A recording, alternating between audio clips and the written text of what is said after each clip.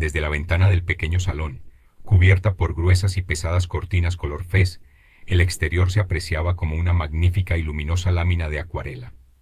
Un cielo de azul puro, árboles florecidos, pájaros cantando y un mar que permanecía en silencio, como dormido.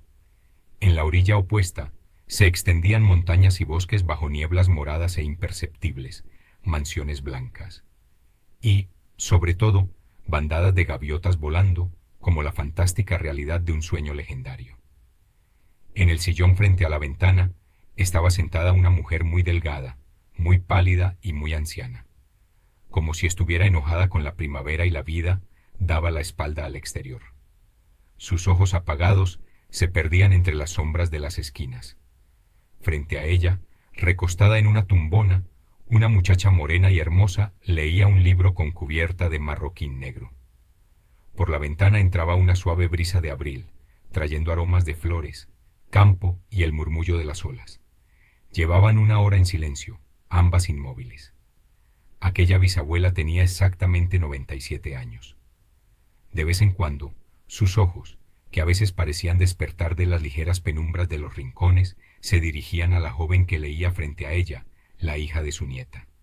De repente, abrió su boca arrugada, en la que solo quedaban 3 dientes. Bostezó. Llevó una mano a la cabeza, tan amarilla y rígida como un miembro momificado.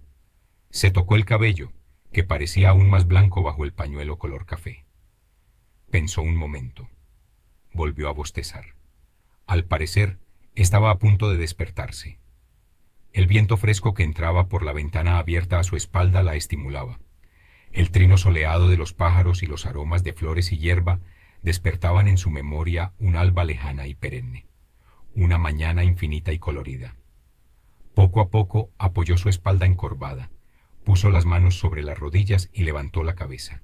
Se enderezó un poco, y a la hija de su nieta. «Yabrum, ¿por qué guardas silencio?», dijo. «Hablemos un poco». La joven morena, sin apartar de su libro sus ojos negros, nublados por ese inagotable e infinito dolor de nostalgia que caracteriza a las últimas mujeres turcas de la nueva generación. «Estoy leyendo, abuela». Pero apenas tenía 18 años. Su postura descuidada en la tumbona le otorgaba una gracia excepcional. Las caderas, acentuadas bajo la fina prenda con una claridad artística, parecían más llenas y anchas.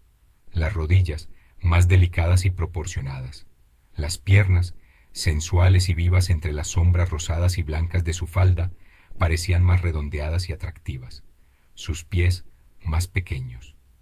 Sus manos, brillantes, finas y elegantes, resplandecían con una blancura luminosa sobre la cubierta negra de piel de Marruecos del libro que sostenía, descansando sobre su pecho. Su abundante cabello negro, enmarcando su rostro inclinado y melancólico, transmitía una sensación de placer dichoso y reflexivo. La bisabuela preguntó: «¿Qué estás leyendo, hija?» «Una novela». «¿De qué se trata?» «De nada». La bisabuela volvió a quedarse absorta. Observaba a su hermosa y fresca bisnieta, hija de la nieta que había envejecido y muerto años atrás. Ese cuerpo era la propia primavera de la vida. ¿Por qué esa joven permanecía tan ajena a la bulliciosa y fragante primavera tras la ventana a la que ella misma rehusaba mirar? ¿Por qué ese viento de abril, tan delicioso e inquietante como el beso de un amante de 17 años, que la turbaba y le despertaba un deseo irresistible de juventud, no disipaba los duelos desconocidos de la muchacha, ni provocaba una sonrisa en sus labios ni un destello en sus ojos? Volvió a preguntar: «Dime, hija, ¿de qué trata esa novela?». La joven levantó sus grandes ojos, bajó el libro hasta sus rodillas y con voz suave dijo: «Abuela, es solo una novela francesa». Pero la bisabuela, movida por la curiosidad, sin duda quería entender. «¿Cómo se llama?». «Desenchanter». «¿Qué significa?». «Significa mujeres privadas de alegría y felicidad». ¿Quiénes eran ellas? Nosotras, las mujeres turcas. La bisabuela reflexionó. Observaba ahora con profunda tristeza a su bisnieta, quien se acomodaba el cabello negro y brillante con la mano izquierda. Esa joven parecía una desdichada que hubiera atravesado grandes penas, que hubiera presenciado desgracias. Nunca sonreía. Siempre parecía triste. Ah, todo era culpa de esos libros. Ellos las envenenaban, las marchitaban, las alejaban de la primavera y de la felicidad. De pronto, sintió un dolor en el corazón. Compadecía a esa muchacha, tan hermosa. Apoyó sus manos delgadas y temblorosas a los lados de su sillón. Como si estuviera enfadada, se incorporó un poco.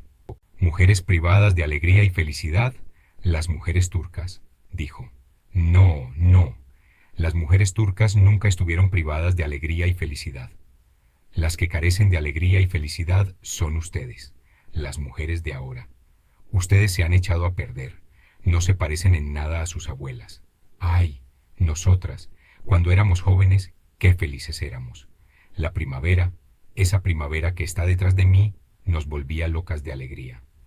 Ahora ustedes no ven eso, se obsesionan con esos libros nocivos, se marchitan, se apagan, se vuelven irritables, terribles, insoportables. La joven sonrió. Siempre escuchaba aquellos reproches airados de su bisabuela y, a veces, discutía con ella. ¿Y usted nunca leía, bisabuela?, preguntó. Leíamos. Los caballeros educados y ricos enseñaban persa a sus hijas, les daban clases de idiomas. Memorizábamos los versos antiguos, componíamos excelentes versos rimados y pareados, competíamos en poesía con nuestros esposos y los dejábamos admirados por nuestra memoria, inteligencia y agudeza. En aquel tiempo, el mayor elogio para una mujer era erudita, culta, poeta, inteligente. Ahora ustedes crecen en manos de institutrices europeas, no conocen la belleza de su propio idioma, aprenden otras cosas de otros países. Cuanto más intentan parecerse a ellos, más se alejan de su propia esencia, detestan lo que las rodea y, de verdad, quedan privadas de alegría y felicidad. ¡Ah! Suelta ese libro. La joven morena y hermosa sonrió de nuevo. Pues bien, bisabuelita, dijo, dejaré este libro. No leeré. Y entonces, en esta casa aburrida, que para nosotras es una prisión perpetua e inquebrantable, en la soledad de este encierro, ¿debería volverme loca? Leo, me entretengo, encuentro un poco de consuelo. No, hija, lees, pero no te diviertes. Si vieras tus ojos, es como si estuvieran cubiertos por una nube, por una niebla. Cada vez estás peor. Todos estos libros son puro veneno, pura tristeza. Entonces, dígame, si no leo, ¿qué debería hacer? La bisabuela empezó a reflexionar. Sí, ¿qué podía hacer? Ahora todo se había convertido realmente en una prisión. De repente recordó la vida de hace 80 años. En aquel entonces existía un mundo de mujeres separado del de los hombres, el cual ahora había desaparecido por completo. Ese mundo era muy amplio. Miles de mujeres conversaban, se visitaban, se divertían entre ellas, tenían sus propios entretenimientos y placeres. No existía la moda. Las hijas vestían la ropa de sus madres y las nietas usaban las joyas de sus bisabuelas. Zapatos con hilos de oro, abrigos rojos de ferace. Ah, especialmente los feraces rojos. Sobre la hierba verde de la primavera, en los lugares de paseo, las mujeres brillaban como flores de amapola. No había entre ellas ninguna mujer fea, es decir, débil o enferma. Los hombres solo conocían a sus propias esposas. Después del trabajo, volvían temprano a casa y creaban escenas de amor y cariño inagotables para ellas. No existían cafés, salones de fiesta, cervecerías, clubes, teatros, cabarets, casas de solteros, ni ninguno de esos lugares de desgracia que separaban a los hombres turcos de sus esposas y dejaban a las pobres mujeres turcas olvidadas en casas solitarias como guardianas. Las mujeres vivían con sus maridos felizmente, y luego se reunían en los amplios vestíbulos de aquellas antiguas casas pintadas con cal blanca, en jardines con fuentes y glorietas, en huertas junto al mar, en mansiones inmensas y singulares. Allí se divertían y eran felices. Había tantos juegos, costumbres y placeres que hoy se han olvidado por completo. Hoy, leer en francés, cambiarse de ropa constantemente y seguir la moda no es más que locura, frialdad, un orgullo vacío, una pretensión de superioridad sin sentido ni motivo. La occidentalización se ha infiltrado en nosotros como una peste, borrando el rubor de nuestras mejillas, la sonrisa de nuestros labios, desgarrando nuestras túnicas, arrojando nuestros zapatos y eliminando incluso la henna, que al brillar en nuestros dedos como delicados corales, los embellecía. Al cambiar nuestras pertenencias y ropas, también cambiamos nuestras almas. Todo se volvió mentira, todo falso, todo imitación. Nuestras tradiciones murieron. La felicidad se convirtió en un sueño lejano, en una fantasía inalcanzable. Con nuestras costumbres también se apagaron nuestras alegrías. Y ahora, una generación atónita y atribulada. Una generación que odia todo, que todo lo ve mal, que todo lo percibe oscuro, miserable, enferma, sumida en una desesperación sin remedio. Ah, este ambiente enfermo y agotado de ahora. Los ojos de la bisabuela se cerraban. La rápida y repentina comparación entre las felicidades de hace 80 años y los sufrimientos de hoy provocaba en su mente un profundo cansancio y le hacía lamentar seguir viva. La joven, morena y hermosa muchacha miraba distraídamente a esta madre de la madre de la madre de su madre, a esta bisabuela centenaria, tratando de imaginar en qué consistía la felicidad de las mujeres en su tiempo. Pero no lograba descubrirlo. «Te has quedado en silencio, bisabuela», dijo ella. La anciana abrió sus ojos arrugados. «Ah, estoy pensando en los días antiguos, en las alegrías del pasado. Dime, ¿qué había antes en tu época que ya no existe hoy?» «Muchas cosas». La bisabuela se enderezó por completo. Reflexionó un momento, como si reuniera en su mente lo que iba a decir, y luego comenzó de nuevo. La joven observaba la profunda y oscura cavidad de su boca, llena de dientes rotos, y era como si prestara aún más atención a las palabras que salían de allí. «Sí, hija mía, había muchísimas cosas. Todo era para nosotras motivo de placer y diversión. Todo. La infancia, el inicio de la escuela, empezar a usar el ferache, casarse, dar a luz, incluso envejecer. Todas estas etapas tenían sus propios rituales. Para cada mujer, estos periodos eran una fuente de alegría y entretenimiento, no solo para ella, sino también para muchas otras mujeres. Toda nuestra vida transcurría en medio de la alegría. No pasaba una semana sin que fuéramos testigos de una entrada a la escuela, una boda o una reunión de mujeres en cuarentena tras el parto. Hasta nuestras ropas y nuestras manos teñidas con henna servían como pretextos para divertirnos. Teníamos coplas y canciones. Nos reuníamos y hacíamos concursos de versos. En las noches de invierno abríamos los divanes y buscábamos augurios. Incluso las estaciones mismas eran un motivo de diversión, cada una con su propia costumbre, su propio entretenimiento y su tradición particular. Sin que los rosales jóvenes de un año hubieran florecido aún, al pie de ellos enterrábamos jarras blancas al atardecer. Dentro poníamos nuestros anillos y dedales, y al amanecer, al salir el sol, los desenterrábamos mientras cantábamos coplas. Había mujeres que sabían 1000 coplas distintas y pasaban todo el invierno respondiendo a cada palabra con un verso diferente, encontrando miles de rimas sin repetir jamás una que ya se hubiera dicho. La bisabuela continuaba hablando con esa incansable energía propia de los ancianos desdentados, prolongando su relato. En ese momento, una bandada de pájaros se posó en las ramas de un árbol cercano a la ventana. Gorjeaban ruidosamente, mezclando sus agudos chillidos con la suave y temblorosa voz de la anciana. «Sí, hija mía, nosotras no pensábamos como ustedes. ¿Qué vamos a hacer? No era necesario. No sabíamos lo que era el aburrimiento. En resumen, todo era una excusa para reír y divertirse. Por ejemplo, la primavera. Ah, ustedes se quedan sentadas, encerradas en las habitaciones.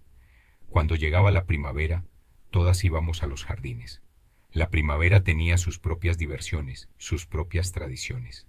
¿Como cuáles, bisabuela? ¿Cómo que cuáles? La primavera, como todas las estaciones, era una ocasión para divertirnos. Pasábamos todo el año esperando su llegada. Hacíamos adivinanzas, reíamos, nos entreteníamos y jugábamos. Ah, esas adivinanzas. Eran tan poéticas, tan delicadas, tan sensibles.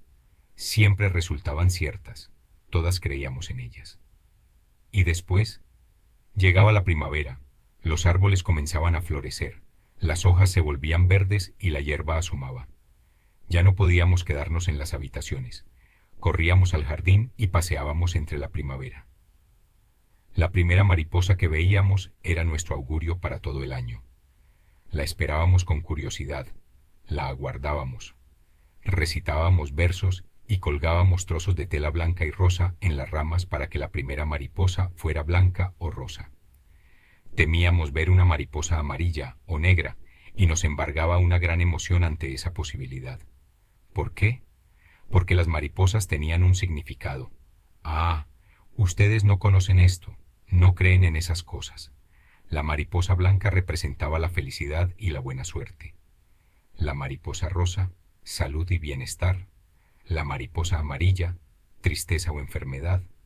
Y la mariposa negra, desgracia, luto y muerte.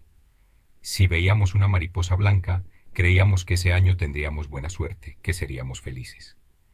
Bajo las flores de la primavera recitábamos versos en honor a la mariposa blanca. La bisabuela seguía hablando, explicando por primera vez los significados generales de los grupos de mariposas. Decía que las agrupaciones de mariposas blancas auguraban riqueza, las de mariposas rosas, abundancia, y las de mariposas amarillas, escasez.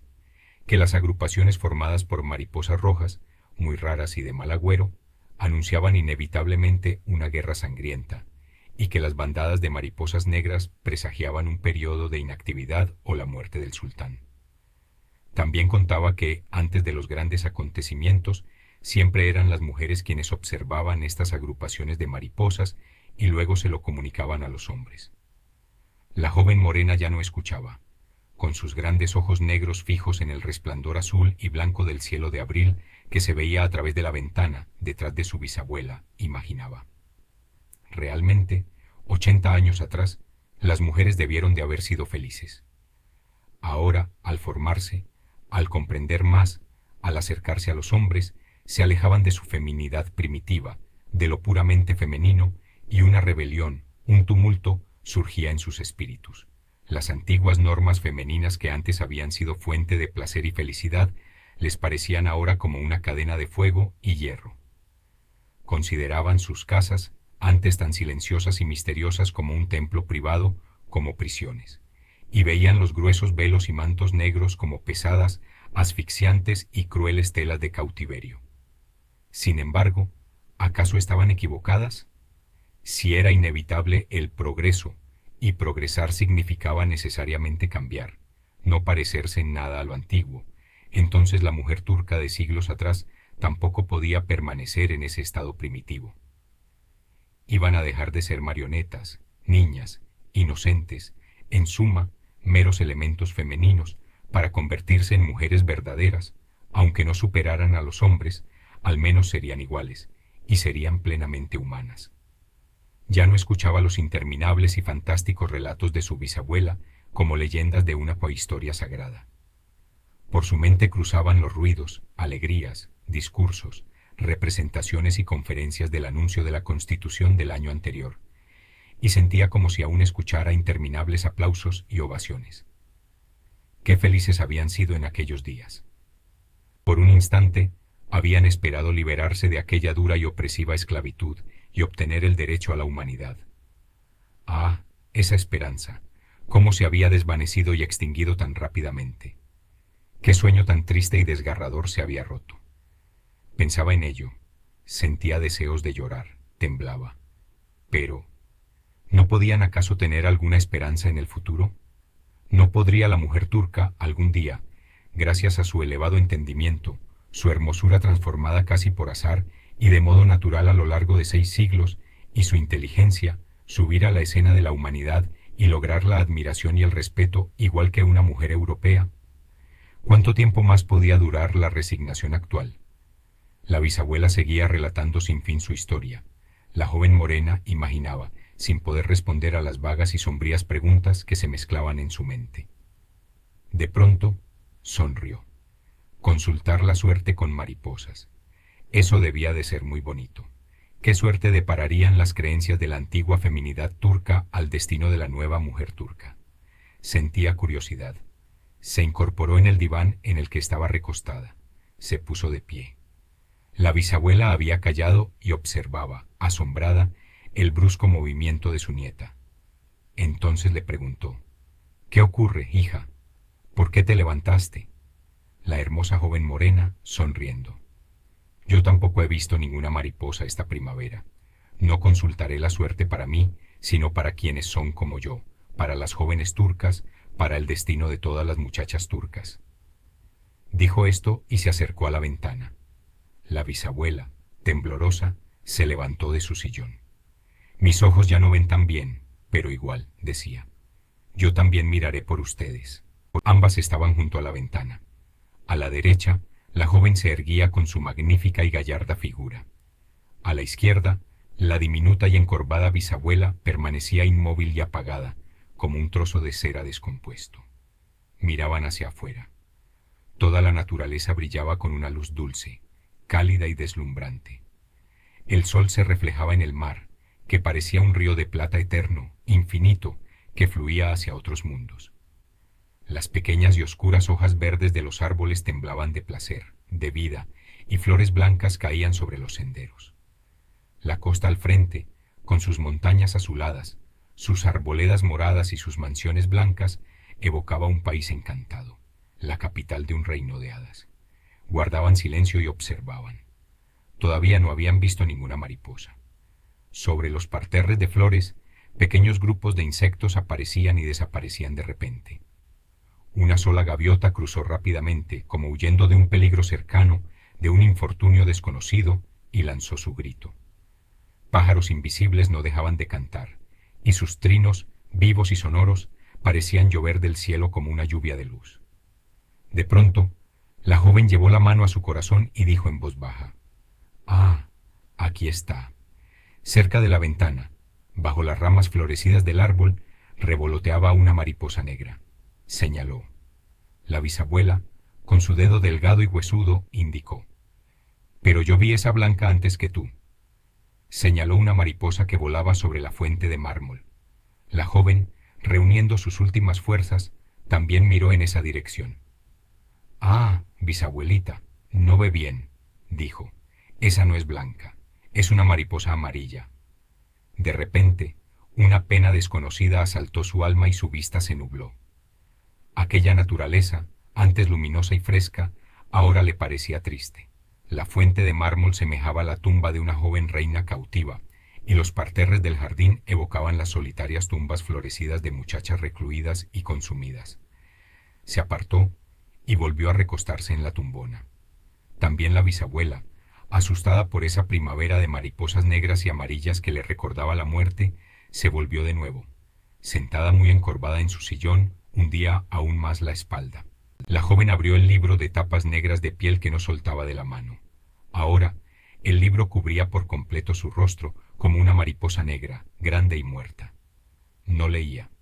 Influida por una obsesión hereditaria y ancestral, empezaba a convencerse de que las mariposas no mentían, de que el destino de esa pobre generación nueva, de la mujer turca actual, solo podía ser desgracia, pena, muerte, que jamás lograría desgarrar su mortaja negra ni escapar del encierro, que se marchitaría sin florecer, como flores desconocidas entre los solitarios y vacíos muros de las casas, que moriría sin nacer.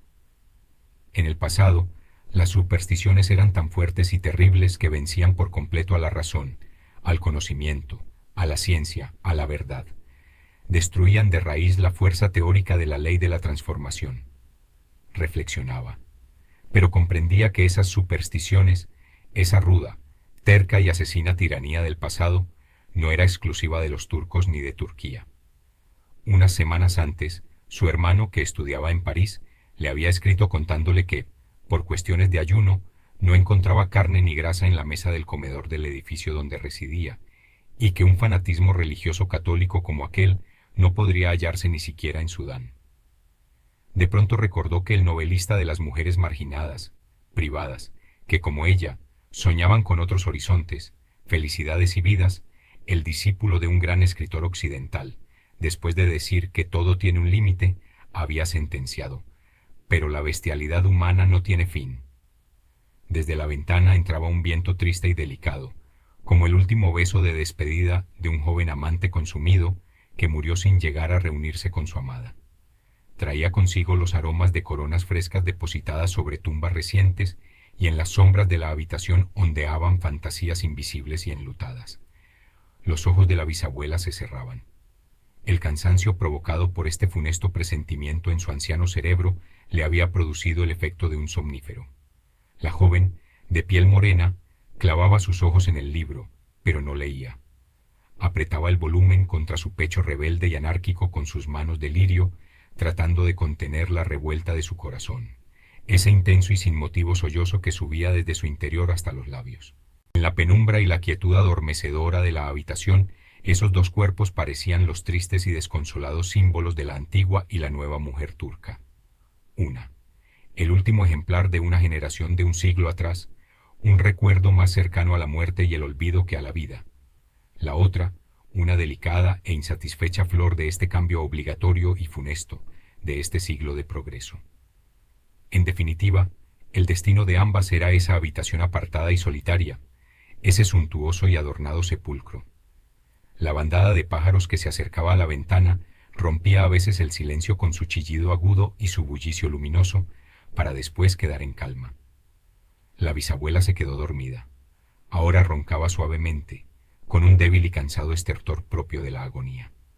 Su tataranieta, la joven hermosa de piel morena, seguía dominando su sollozo, tendida e inmóvil en su tumbona. De repente, el soplo del ventoso y perfumado aire de primavera, que entraba a intervalos irregulares por la ventana grande, trajo consigo a la mariposa negra que habían visto antes. Esa mariposa negra, en el paraíso de la naturaleza radiante y magnífica, en esa primavera florida y tierna, evocaba el símbolo de la tiniebla y la ignorancia.